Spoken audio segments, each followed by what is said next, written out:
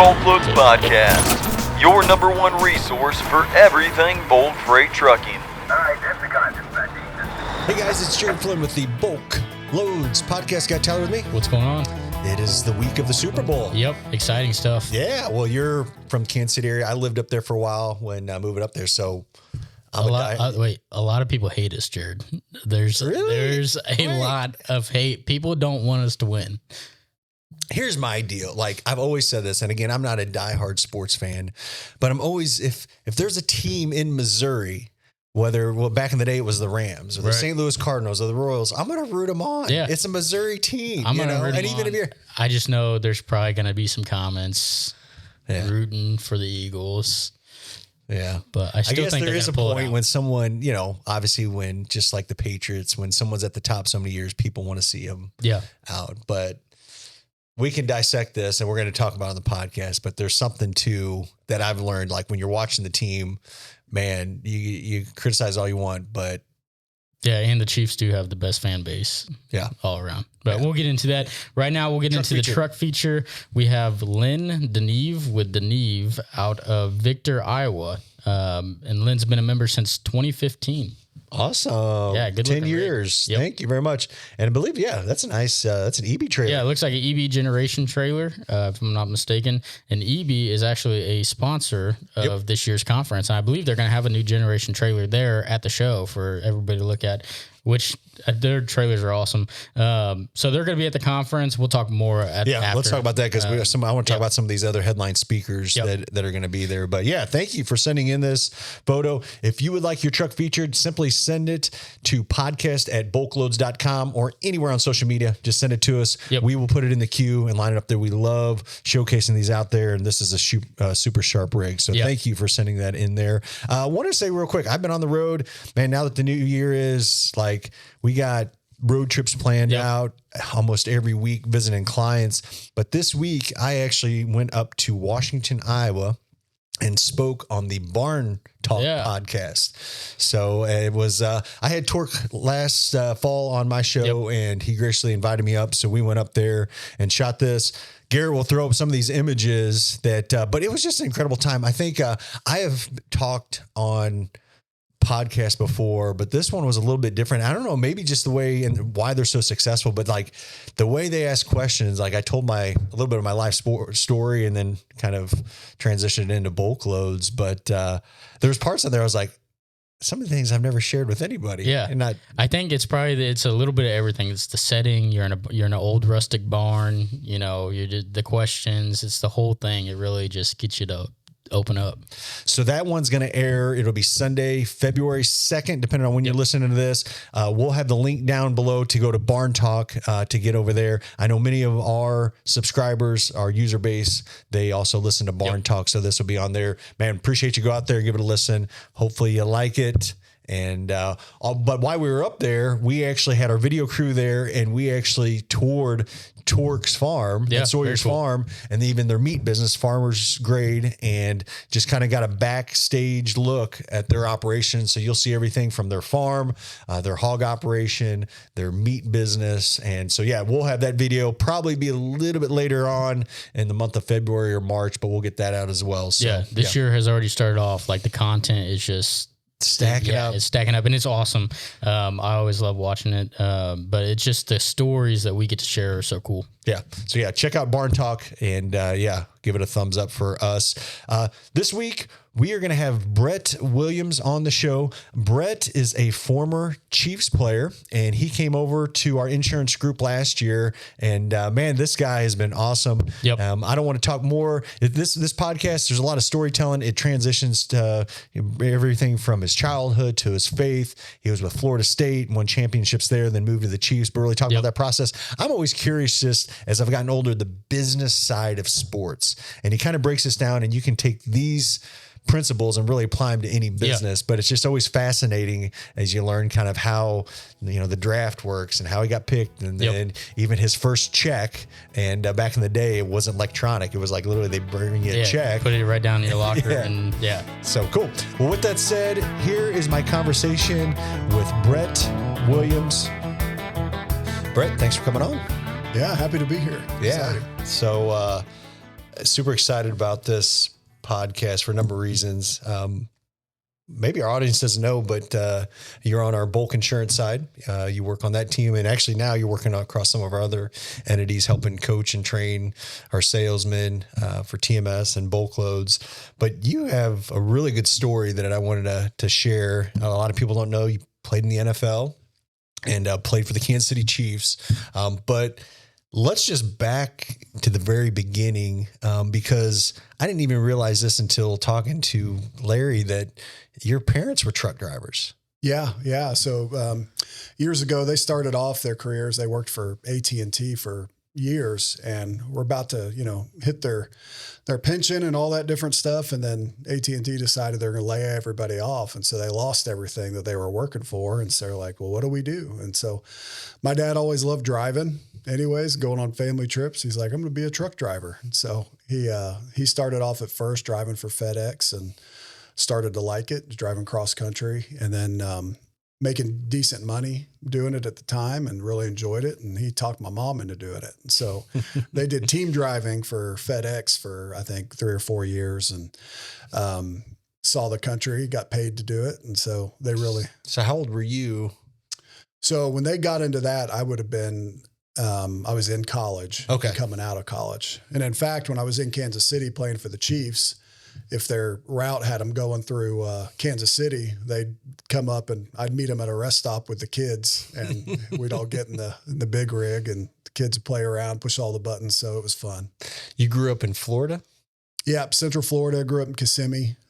So 3rd generation Kissimmee. We're kind of old family from Kissimmee. We were there when Kissimmee first was founded, before Disney moved in, and so kind of swallowed up the place. But there's still a little bit of agriculture around that area, right? There is a lot of, I see the name on the load board. I know that on. Yeah, there's a lot of construction, a lot of, flatbed work there because of all the construction work. Used to be a big citrus area, but not so much. A lot of them have converted to blueberries because the frost down there started getting more frost than they used to. And so it started killing all the citrus. So a lot of folks have transitioned to blueberries, a lot of cattle down there in the area that's still not developed, but it's all quickly getting swallowed up by just development, and the population's booming down there. But you grew up, you talk about AT&T, FedEx, pretty humble beginnings, I think. Double wide trailer.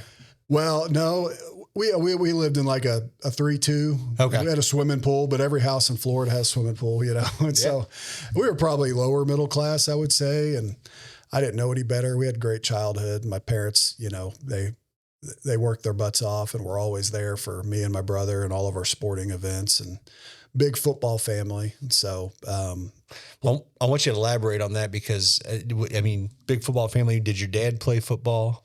No, my dad just played high school football, and then he went to the Navy. He was served 4 years in the Navy.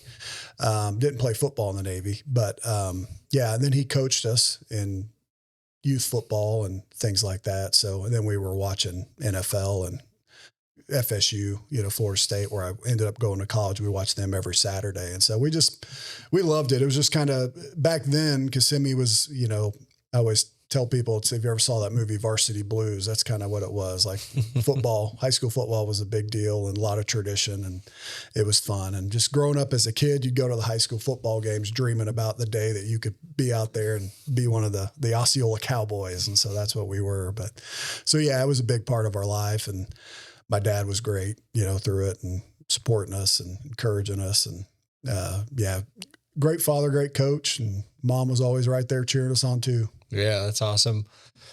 So talk about, and this is where I always kind of find it fascinating, especially for professional athletes.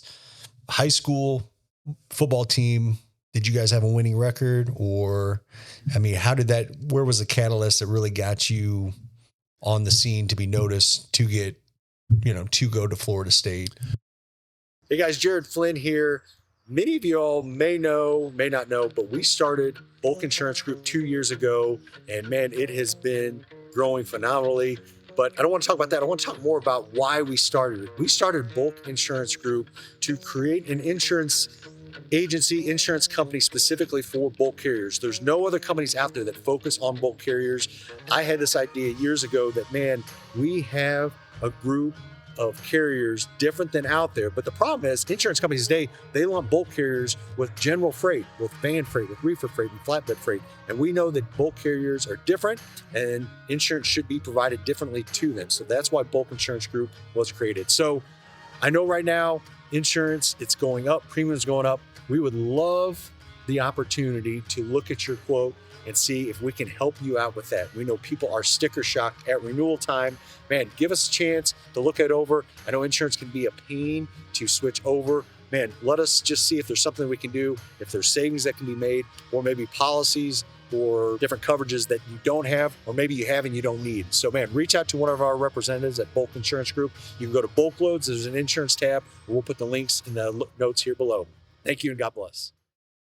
Yeah, so our high school team was always pretty successful. We made it, my senior year, we made it to like the semifinals. So if we would have won more game, we would have been in the state championship. But I got noticed first when my freshman year in high school, I went to a football camp at Florida State. And at my freshman year in high school, I think I was 6'3", 220. Oh, wow. Yeah. And so, but I had really good footwork for a big guy, and they could tell I still had more growing to do. And so did really well at the camp.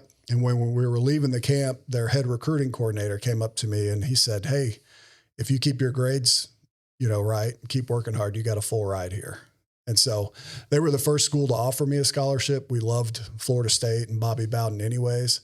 And so I think because they were the first, they kind of implanted that vision of that's where I wanted my future to be. And so it kind of lit a fire in me, and I was really committed to the weight room and didn't like school very much, but I did enough of it to stay eligible, but was really committed to growing as a football player just because of that early kind of vision that they put in my head that, hey, this is possible. And so that was kind of what did it for me. So Florida State, because I know you're close to my age, you were there 97, 98? 98 to 02. 02. Yeah. What kind of record did you have in those seasons? So we were spoiled. My first 3 years there, we played national championship games. Oh, wow. Yeah. And so my first year I was redshirted, so I didn't get on the field, but my redshirt freshman year and my redshirt sophomore year, I started in 2 national championship games, one in 99 versus Virginia when they had Michael Vick. We won that game. And so we were the first team to ever go wire to wire undefeated. So start at number 1 and never leave number 1 the whole year, and won the national championship. And then the next year we ended up losing to Oklahoma in the Orange Bowl for the national championship. And I started in that game as well. And after that we made the Sugar Bowl, my junior and senior year, Sugar Bowl, Gator Bowl, made some good bowls, but we didn't get back to the national championship game. But I joked that I was so spoiled when you roll into an organization that's already one of the best in the country, and your first 3 years are at national, you just kind of take it for granted that, hey, this is just how it is. And I think a little bit of why we started to fall off is because you got so many young kids coming out just thinking, hey, I go to Florida State, we go to national championships, without realizing the work it took to get there. You think you just show up and put the helmet on and you're a champion. And it's like, no. The helmet was only made what it is by all the work that went into it. And so that was a good learning lesson for me. What position? I was an offensive tackle. Okay. Yep. Who were some of those? I know you mentioned Michael Vick, but some of those other well-known names that were with Florida State or some of these other teams that you played against. Probably one of the most entertaining characters. It was actually a kicker who was on our team, was Sebastian Janikowski, played kicker for the Raiders for years. And he was from Poland. His nickname was the Polish powder keg. And his stories of going out and partying and showing up to the games and just doing off the wall stuff that he got away with because he was a great kicker. He could kick them from 60 yards out back before that was kind of normal. But yeah, he was a big old guy. And so he was entertaining. I played against Julius Peppers, he's in the Pro Football Hall of Fame in college. We came in the same year. And he started as a freshman. And so like I did. And so we played against each other for 4 years. And, so he was a big name. I'm trying to think other guys. Several guys from University of Florida, a guy named Alex Brown who played years for the Bears. And Tebow would have been later on, right? Yeah, we don't like Tebow. Tebow was a Gator, and we hate the Gators. But yeah, he was 2009. I was already. Oh, that was a lot later. Yeah, he's a young pup. So, so senior year, you go to the draft. Yep. Talk about that process. Yeah. So it's the draft is it's kind of nerve wracking because you're going to get drafted. So you're going. So as soon as the senior football season's done, so we played Georgia in the Sugar Bowl. As soon as that was done, I drive to Atlanta, and there was a place that you basically go and train for 6 weeks to 2 months and to get ready for the NFL Combine. And the NFL Combine, you go there and you're like cattle. There. You go there, they test you, how fast you can run, how flexible you are, how smart you are. They stick your body in all these, MRIs and you name it. If there's anything wrong with you, they're going to find it. How many guys? I want to say they take somewhere 200 or 300 go to the Combine. It's invite only, obviously. And it is grueling. Whenever you're not doing something physical, you're hopping from hotel room to hotel room, getting interviewed by the different managements from the different teams and coaches. And they're asking you off the wall questions just to see how you'd react and see if they could throw you off. And you get questions like, if I was to lean across this table right now and punch you, what would you do? And you're like, how am I supposed to answer that? Like, do you want somebody to punch you? And, it's like, I want you to give me millions of dollars. So I'm not, whatever I got to say, Whatever you want to do. I don't care. Yeah. And so they would ask all types of questions like that. And when you leave, it's about 2.5 days long, but it's 6 a.m. until, 11 o'clock at night between interviews and physical stuff. And so you leave just exhausted. When I say you feel like cattle, they literally put you in a big room, line you up in your underwear and call you up name by name and measure your arm length and your height and everything with a room full of 300 NFL scouts just taking notes on you. And I'm like, I know how cows feel, No kidding. You kind of feel like a piece of livestock. Yeah. It'll make the most secure person feel a little insecure when you're up there just in your skibbies. Were you nervous? Yeah. Nervous. I was nervous meeting all these people that you see on TV, see all these coaches who have been coaching the NFL for years. And yeah, because in that era, like, who were some of these big coaches that you were talking with? Oh, Belichick was there. What's his name from the Raiders? He's got Gruden was there. Those are probably the two biggest famous names, but you meet with every head coach is there, and you'll sit in a room. The head coach will sit there. The GM will be there. All the position coaches will sit there, and they just start asking you questions, and they'll pull off the wall questions just to try to see how you react. And so they try to press you, kind of, see how you respond to pressure, in those situations. So you see all these guys that you see on TV and you're just kind of in awe a little bit, but you got to snap out of it because I know I got to project confidence and, and all this, confidence and, I got to be smart. And so you have all these things going through your mind. And at the time, I'm 22 years old and I'm still a kid. I thought I was grown up. You're still a kid coming out of college, playing sports your whole life. And so anyways, once you finish the combine, you're pretty zapped. And then from there, it's just kind of wait until the draft day. And so when you're going to the draft day, you have an agent typically, and the agent will talk to the teams about what they're thinking about you. And you already had an agent signed by that? I did. As soon as my bowl game was over in college, I signed with an agent. How did you find that person, or they find you? Or well, at the time, now it's kind of a free-for-all in college football, but at the time you had to wait. They had an agent day for all the seniors or people or juniors who may declare for the draft who were allowed to come to the university and meet in a controlled environment to try to recruit you. And so they had an agent day. So I met with 3 agents that day. Once the season was over, I visited a couple agents, went to their offices, and they do the same thing. They put the recruiting, pitch on you. One of the agents that was trying to get me took me, because I was in Central Florida at the time.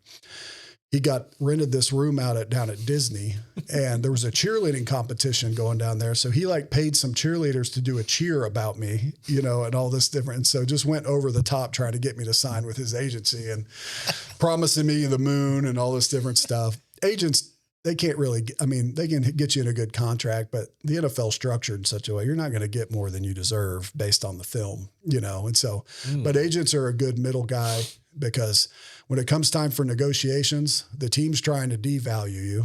So they say negative things. Every bad thing about you, they're going to bring it up when it comes to, writing a contract, and your agent has to counter that.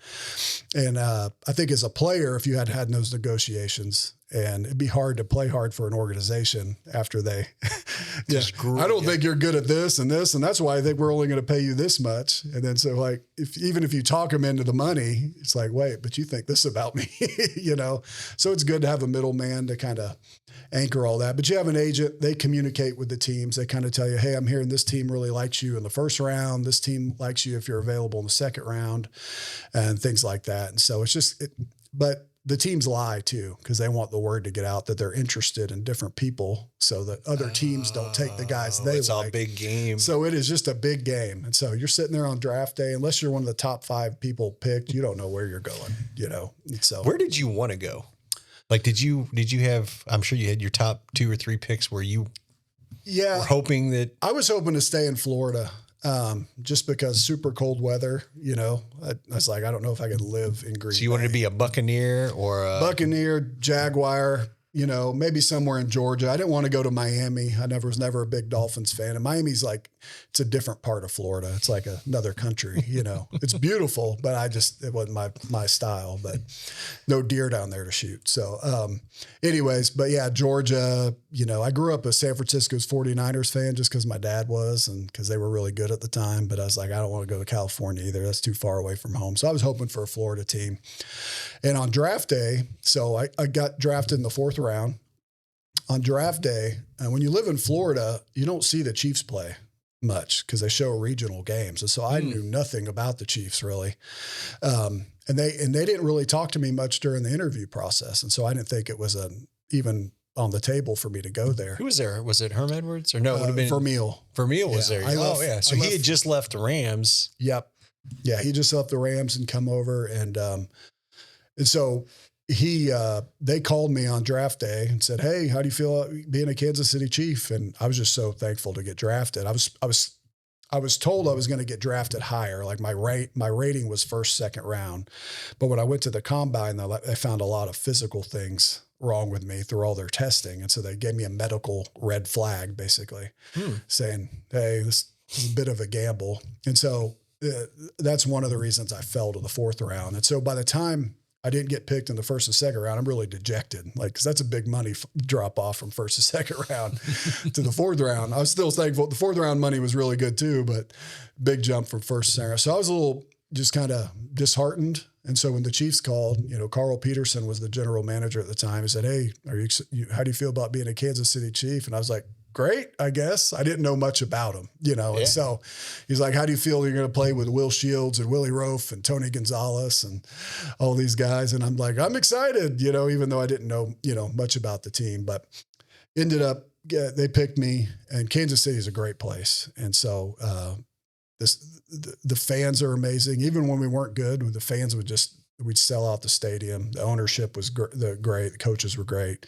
And we had an older team, so it wasn't a big partying bunch. It was a bunch of older guys, had families. And who's the QB during those? Trent Green. Yeah. Yeah, Trent Green. And Tony Gonzalez, his locker was right next to mine.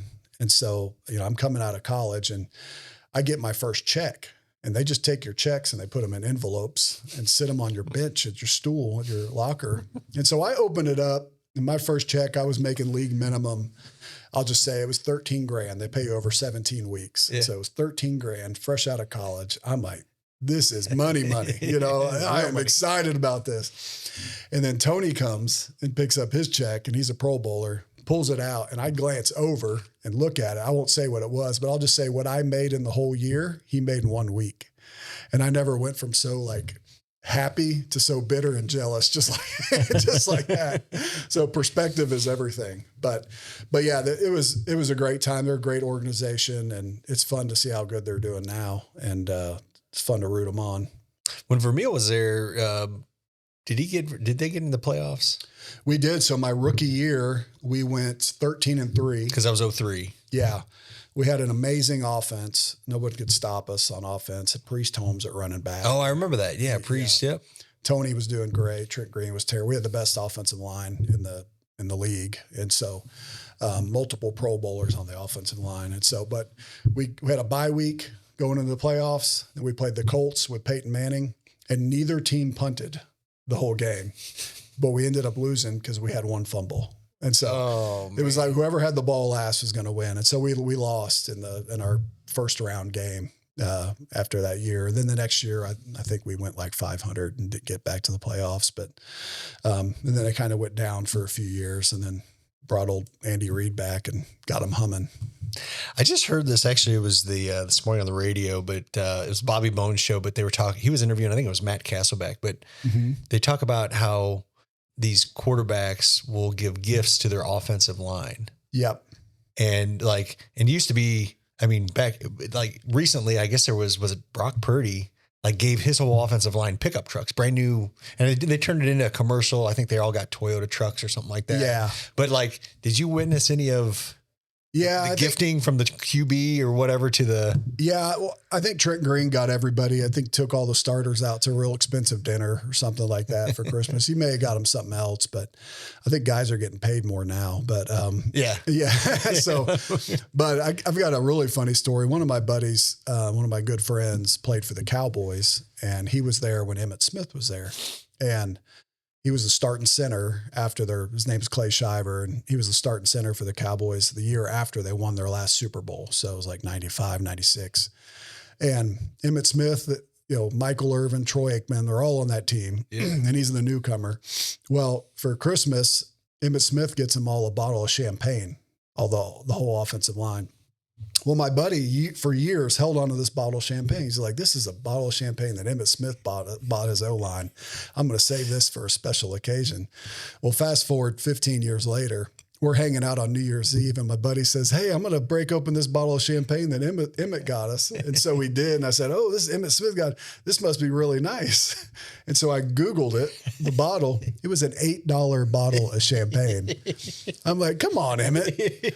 I get the best offensive line in the NFL at the time. You're breaking all these rushing records, and you get your O-line an $8 bottle of champagne. Like, oh, that was so hilarious. So gifts range. I mean, some guys give big gifts, and it always helps to appreciate the big, ugly guys up front that keep the pretty boys safe.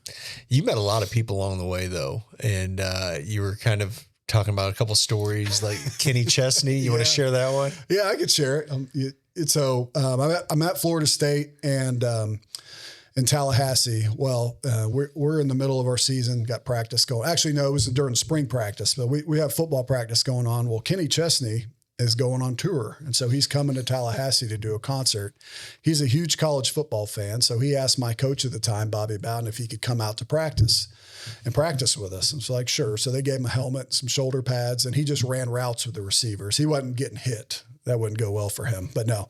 Interesting. Yeah. Wow. So he just had put on a helmet, put on some shoulder pads and a jersey, and they let him basically run the warm-up routes with the receivers and threw balls to him, which was cool. It was cool. It was before he was huge, but he was still pretty popular at the time. And so we're like, oh, this is really cool. Kenny Chesney's at practice. And so he practiced with us for 15, 20 minutes and then just kind of watched the rest of the time. And he had like $1 million tour bus parked right there by our locker room and all this stuff. And so it was really, really cool to see that. Well, after practice is over, we go to take showers. And so I'm in the shower washing my hair like you do and it's open showers. I mean, they're closed off shower. It was old school showers. Everybody's seeing everything. And so I'm standing there in the open, you wash your hair and you got soap in your face. You're waiting for the soap to clear. Well, as the soap's clearing, I look to my left and at the shower head next to me is Kenny Chesney taking a shower next to me. And so, I was just kind of like, what is happening? Like I'm in a shower with Kenny Chesney. And he's not a very big guy either. He is not big at all. Like he is tiny. And then when you put him in a locker room, in a shower full of a bunch of D1 athletes, he looks even smaller. But so that's a cool story I always tell at parties and stuff. I'm just like, yeah, I took a shower with Kenny Chesney. And people look at me like, what? And so yeah, that was a really cool experience. Football helped me. I mean, I got to meet a lot of big name people. I got to meet Bill Clinton. We won the national championship in '99. We got to go to the White House and awesome. Got to meet him there. And then when I was with the Chiefs in 2004, George Bush was running for re-election. And so he came by our practice while he was campaigning and got to, shake his hand and talk with him. And he was really down to earth guy. And I shook his hand. I was like, Mr. President, praying for you, thank you, for all you do. And he just gave me a big smile. He said, I really appreciate that, son. He had a big chew in and all this stuff. And so it's different to see him when they're real people and they're not, behind the mic. And, it's like, you can see how even however you fall politically, Bill Clinton and Bush, when you're around them, you're like, I think I like that guy. They got something about him, And so, and then years later, I got to do the opening prayer at a Trump rally down in South Florida. And so that's awesome. That was pretty fun too. So, yeah. Some of these though, you actually, wasn't there a fight with a celebrity? Well, a potential fight. I didn't know what it was. I didn't know what it was going to be, but I was at a restaurant in South Florida hanging out with some buddies, and we were all sitting at one table, and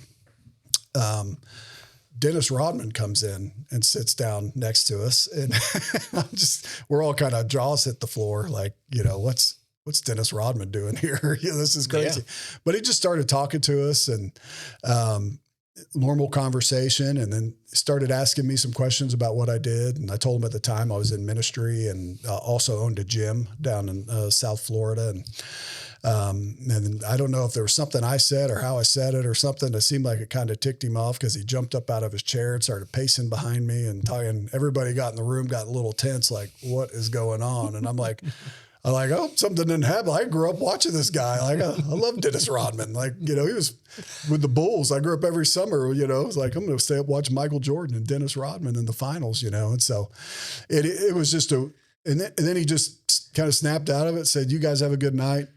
Shook our hands and left, and we all kind of looked at each other like, what just happened? Yeah, was that really real? Like, was that really real? Yeah, it was a weird deal. But yeah, so I'll tell people that story too. But talk about your faith through this whole process, because I think that's what's remarkable about your story. And one thing that I've always been attracted to you for is how boldly you profess your faith. Yeah. So I grew up going to church. My mom would take us to church and Sunday school and all that stuff. And I always looked at God as kind of like, he just wants to ruin my fun, Mm-hmm. So yeah, he's a party pooper. Yeah, I made a deal with God when I was in high school. I was like, God, let me have my fun now. When I'm older, I'll make my kids and wife go to church. I'll be kind of the deal, but let me do what I want now. And so, and I had that attitude, all the way through most of college. And I got to the summer before my senior year in college, and I was an All-American in football.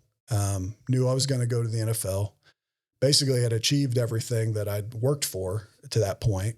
Partying like crazy, doing all the stuff meatheads in college do.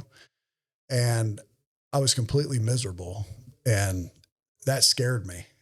I was like, people are patting me on the back, telling me how great I am. And, I remember one time my grandma came to one of our games, and after the game, she came up and gave me a hug. She said, I'm so proud of you. And when she did that, it like cut me to the heart, because I realized, I'm not living the way I'm supposed to be living, like it was like one of those moments where God was like, come on, let's quit faking, And so I knew I was living for the wrong things, stiff arming God, and then so the summer before my senior year, I had a buddy, there was a campus ministry on campus there, and a core group of football guys went to that. They were always inviting me, and I would always pick on them, call them weirdos and all this different stuff. Well, the thing is with these guys is they were the first group of like Christian men that I saw that were like real men. And when they were on the football field, they'd rip your head off. Like they were great players.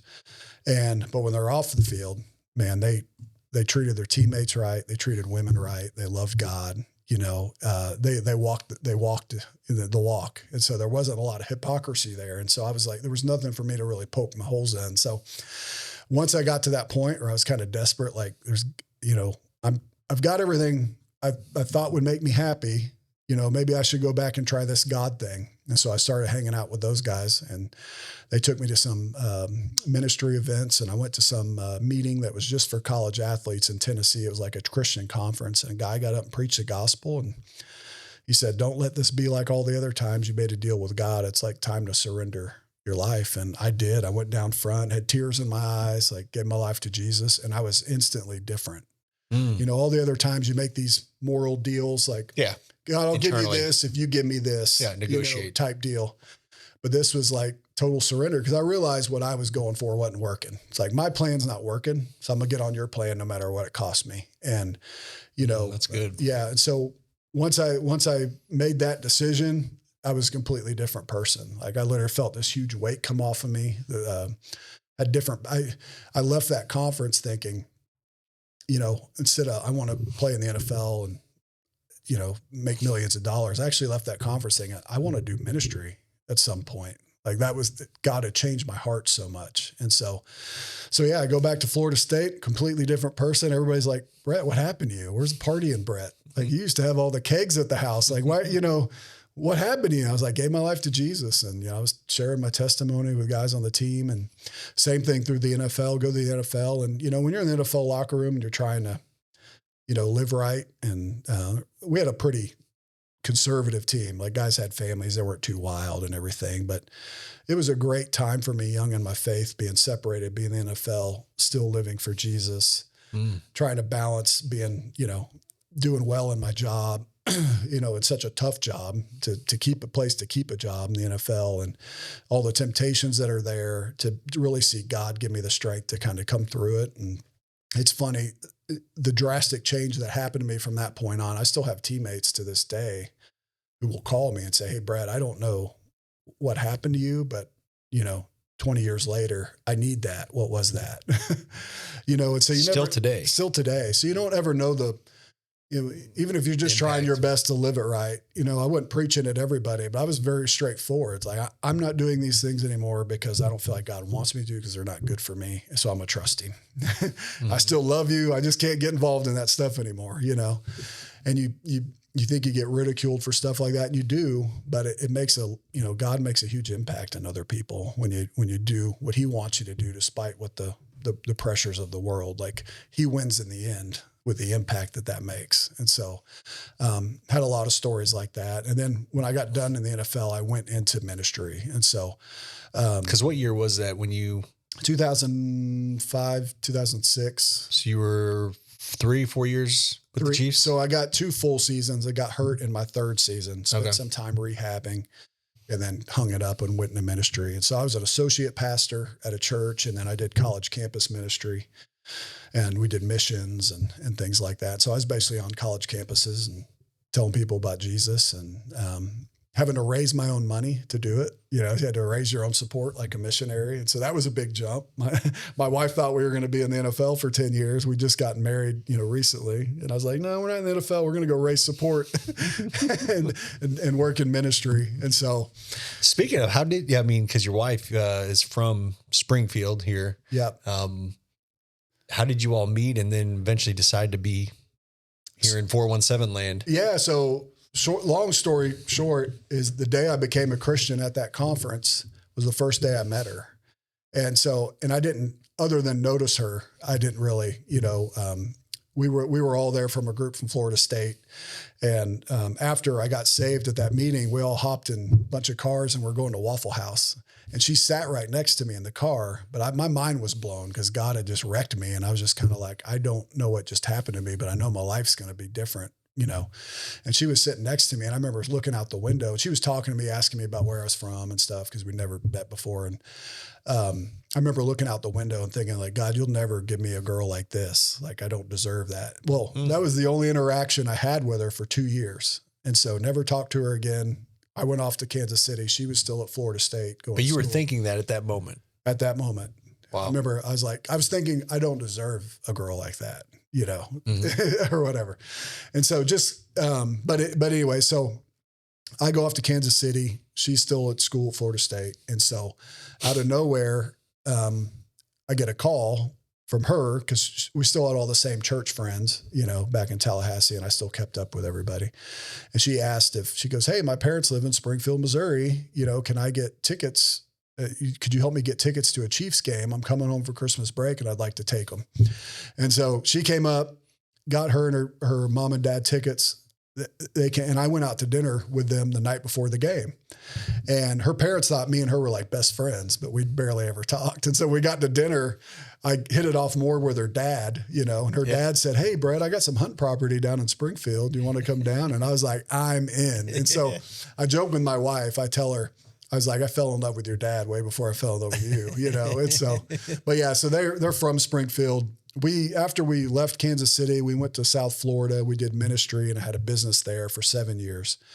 And then we moved back here just about 8 years ago to Springfield, because you live in South Florida and it's like New York on the coast. It's so crowded. It's beautiful, but it's crowded. It's expensive. And I would come back to the Ozarks every year to deer hunt. And at about year 7, I just called my wife when I was up here hunting. I said, hey, let's move. Like, this is how I want to raise my family. This is who I am. Yeah. And so we put our house on the market and it sold in a day. And so we were up here quick. Yeah, it was great. It's been great. It's been a great place for our kids to grow up. And I want to talk to, you actually helped the Lighthouse Chargers, which homeschool football team. You were a big part of that, still part of that. Yeah. But that one, you guys, they won several national championships here in Springfield, which a lot of people don't realize. Yeah. Homeschool football is definitely growing a lot. Yeah, and especially after COVID. Yeah, homeschool's changed a little bit. My kids homeschool, so. Yeah, so when we moved here, there's an organization called the Lighthouse Christian Chargers, and it's just a homeschool organization, offers sports for just all different types of homeschool sports for homeschool kids. And so homeschool kids don't have access a lot of times to public school. If you're going to play high school sports, you have to sit for 2 classes in public schools in Missouri. And so a lot of parents don't want to do that. And so we have this organization, and it's huge now, but it started with football. And our football program's done really well.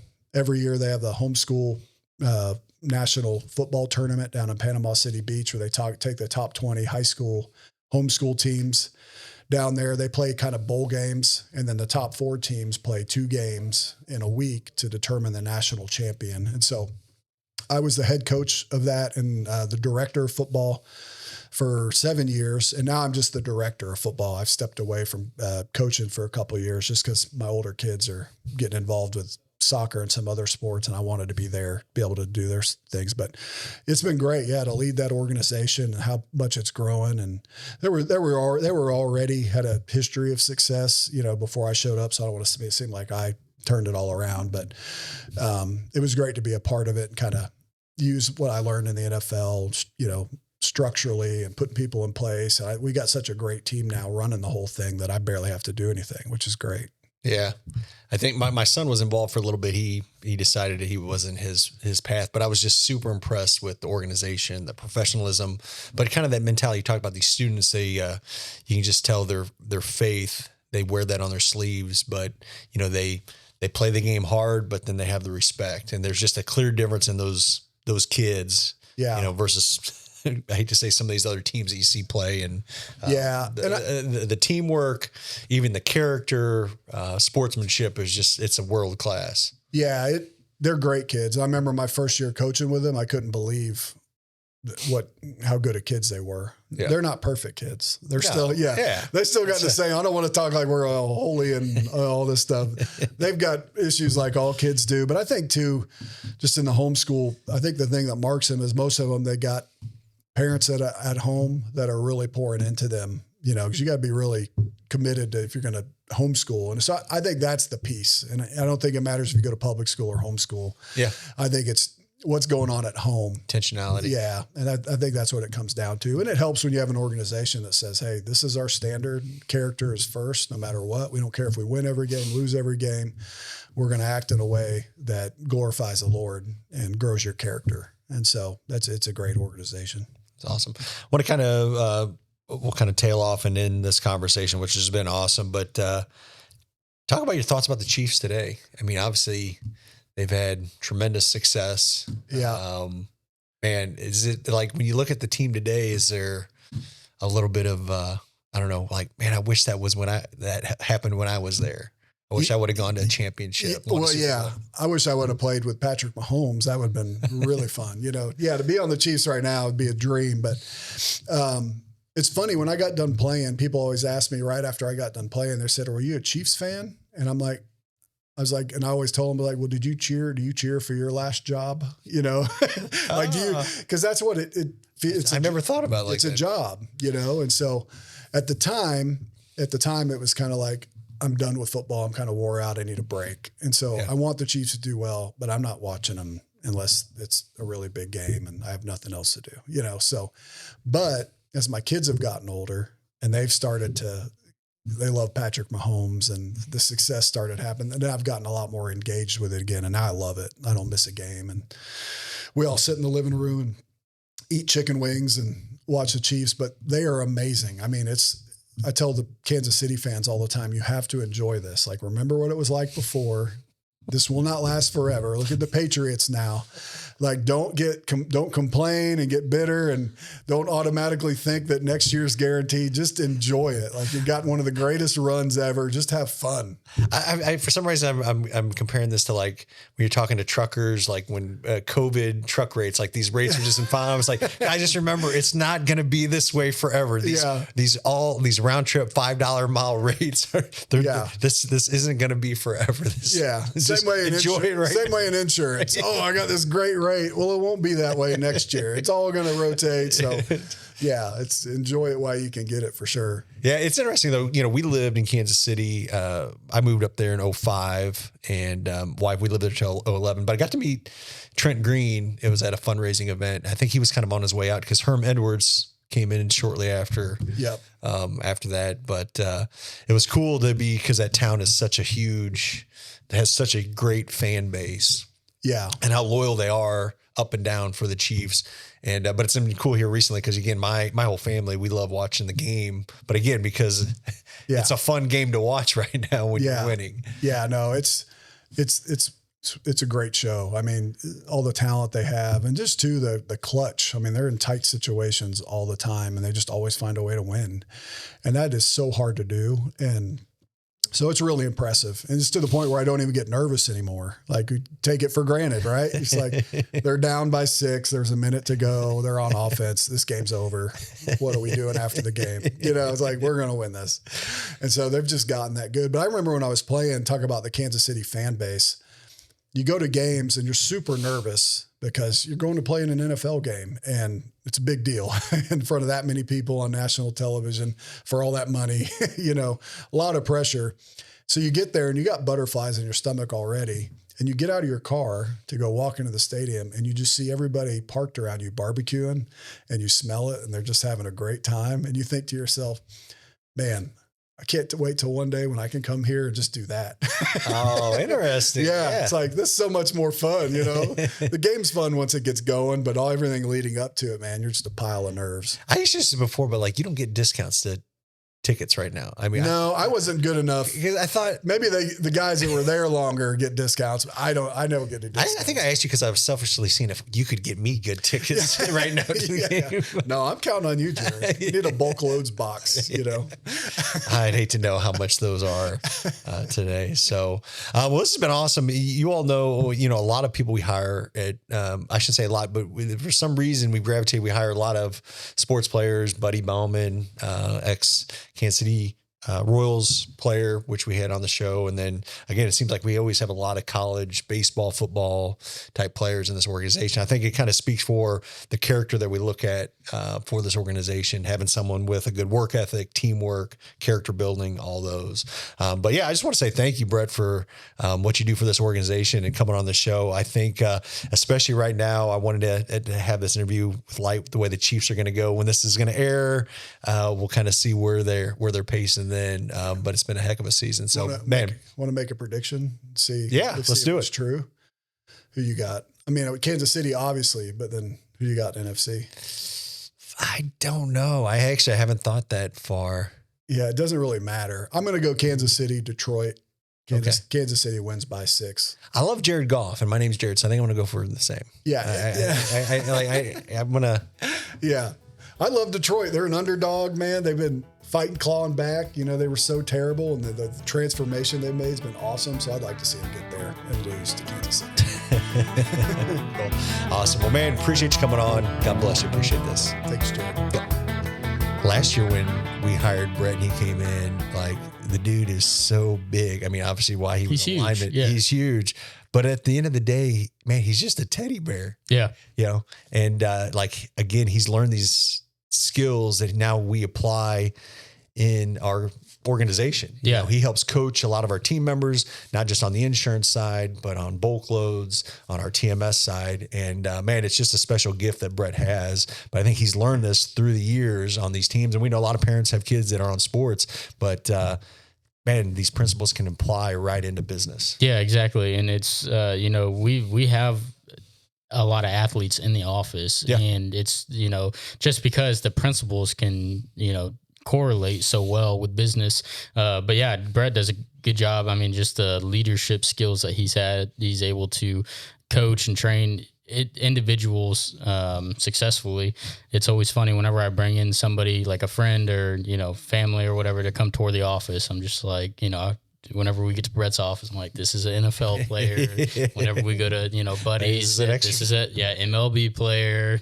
Yeah. But there's something it's about the team, creating a team, and it doesn't matter whether it's a sports team or a business team, the culture. Yep. And again, as I've learned more over the years, in your organization, culture is huge in everything. And you have to have everybody rowing the same direction, everybody on the same team. And again, that doesn't mean there's not going to be arguments and discrepancies. But again, everybody's got to feel like they're part of the organization, that they're all in alignment, that everybody matters, that it doesn't matter whether you're on this side or in this organization. Hey, we all work together to benefit the customer. Yeah, exactly. So cool. Well, Brett, buddy, thank you for coming on, man. That was a super blessing, especially this week being Super Bowl week, and super excited to watch the Super Bowl. Couple things before we head out of here. The conference, it's coming down to the wire. I was on the phone a lot this week. Customers calling me. They're just wanting a little bit more, address some of the questions that they had. A couple of things. Like I said, this conference that's coming, we're going to have some big players there that we want to introduce you to. Again, we know you do business with a lot of people over the phone, over email. This is a chance to meet these people face to face. And I kid you not, when you meet someone that you never met before that you've done business with, the trust level just goes through the roof. There was one lady last year, I mentioned this before, she had met a company a shipping company that they do business with. She said after that conversation, she went home and within months, they were doing almost double the volume. Yeah. And she really accredits it to meeting that person and really strengthening that relationship. We're in an old fashioned industry. Again, we're a technology business. We do a lot of things over the phone, digitally, but when you bring people together and you have a handshake and you get to look at someone in their eye, that level goes up. And that's why we started the Bulk Freight Conference. So we want to get you there. But a couple of things, and I'll let you say this. We have some speakers that are going to be there that we want you to see. Jesse Bounds, he's going to be there. He's going to speak. We're going to have him on some panels. I know a lot of people follow his channel and what he's doing. He even has his own gathering out west. Again, that's out in Oregon. And I mean, we want people to go there, but you can come right here in the Midwest, see him right in Branson. So Jesse Bounds will be here. He'll be giving some seminars and speeches at the conference. So we want to get you there. Who else? Yeah. Justin Sturgill. We're working on getting down there. Yeah. There's going to be a lot of speakers that are directly in the trucking industry who have had all your problems, who have dealt with them, who have solutions, who can share those solutions, how they got there. And it's just real world stuff that people are doing. These guys are what I love about them. They're so real and so transparent. They don't hold anything back. They'll tell you everything that they've done, the good, the bad, the ugly. Like there's no secrets. How you get business? How do you gain business? How do you expand your fleets? How do you deal with operations and trucks? I mean, just the whole thing. And that's what I love these guys. And it's why that some of their channels have grown, because people want to hear that stuff. Yeah, exactly. And we're bringing it all to the Bulk Freight Conference. Again, you can go to bulkfreightconference.com. There's still tickets available. There's still rooms that are blocked off at a discounted. Just go to Bulk Freight conference.com. And it's April 16th through the 18th. We want to see you there. It's not too late. Get your tickets bought today. Yeah, we have a lot of cool sponsors and vendors that are going to be there too. We're going to have equipment in the room that we can, it'll be just fun to see. Like I said, EB's going to bring a trailer. I think we'll have other trucks and equipment there. Garrett, if you want to throw up some of our sponsors, we just want to take a second to thank them. You know, people don't realize that this event, our number one goal is just to break even. You know, this isn't, you know, a huge money making event for us. We just want to get everybody together in one room. This is the only event in the bulk freight industry that does that. So we want to provide the space for that. So I just want to say thank you to our sponsors. You know, we've really kind of wrapped up sponsorships, but if a company's out there and you're thinking about that you want to sponsor, definitely reach out to us and we'll see what we can make happen. You can just email us podcast@bulkloads.com or conference@bulkloads.com. A conference this caliber, you're usually going to pay anywhere from $1,500 to $2,000 to attend. And we have it at what? $250. $250. So again, and we're providing drinks, meals, entertainment. I mean, you're going to get 10x the value for coming. So yeah, I can't stress it enough. Get your tickets bought. And the other thing too, I was just gonna say one other thing, because I addressed this week for a couple customers. Like, again, we will have places where you can conduct business there. You know, exactly. A lot of us, again, with technology, is if you got your laptop and your phone, you don't need to be at your office. There's sometimes you do, but a lot of times you can get 90% of what you've done on the road. So again, we'll have designated places. So we'll have stuff lined up all the way through. But if you got to jump out, take business and jump in at certain ones, that's an option too. So we'll be super flexible. Yeah, exactly. So anything else? I was going to mention before we get off the conference topic, Coltrane, the energy drink. We mentioned it before on this podcast. They actually dropped off almost 1,000 cans to hand out at the conference, which is super cool and nice of them. I grabbed one on my way home from Iowa yesterday and enjoyed the beverage. You haven't slept since. I slept pretty good last night. Actually, I had a lot of energy. I was worried about that because I drank it pretty late in the afternoon. Good. But actually I love I'm a sugar-free guy. So the biodiesel one is the one that I picked. Nice. So cool. As we do at the end of every podcast, we open it up for prayer. We've had several prayers even this last week that came in, and one of them I was just going to say, I'm not going to say who the person was, but he talked about was facing cancer and walking through that, and it was something I could relate to just last year, having to deal with skin cancer as well. So, man, thank you for sending that in, and if you have a prayer out there that you would like us to pray for, we consider it an honor and a blessing to do that. We do it for no other reason to glorify God and really lift these up to Him. We know there are struggles out there in the industry, people that are, going out of business, people with health conditions, marriage, children, you go through the list. Again, there's nothing new under the sun that we haven't seen or know. So send those prayers to us, send them to prayer@bulklloads.com. We would love to pray over that family. And Tyler, I'll let you close us out today. Lord, we come to you today just thank you and praise you, Lord. Lord, we just want to thank you for Brett Williams being a part of this company and organization, coming on this podcast, sharing his story and his wisdom, Lord, and his faith journey. Lord, we ask that you just bless everybody in this industry that we're a part of. We ask that you just bless and look down upon our members, Lord. We lift up any issues and problems that they're going through right now, Lord. We know there is a ton of sickness going on right now, Lord. We know that there's natural disasters occurring. Lord, we ask that anybody going through any hard times with financial issues, marriage problems, relationship problems, anything like that, Lord, we ask that they're able to be bold enough to give that to you, let you control that, Lord. We know that you're a big God and can do everything. You have the power to do everything, Lord. So we ask that you just take that off of them, give them peace and strength to continue pushing on, Lord. We ask that you just bless all the farmers and truckers out there, Lord, and we thank you and praise you. Amen. Amen. Thanks, Tyler. Thank you as always for listening to the BulkLoads Podcast. If you haven't yet, don't forget to subscribe. We got some really cool videos that are soon to release that you're going to want to see. So make sure and subscribe. And man, if you know anybody that can benefit from this, please share this. That would be a thank you to us. Thank you as always. And God bless.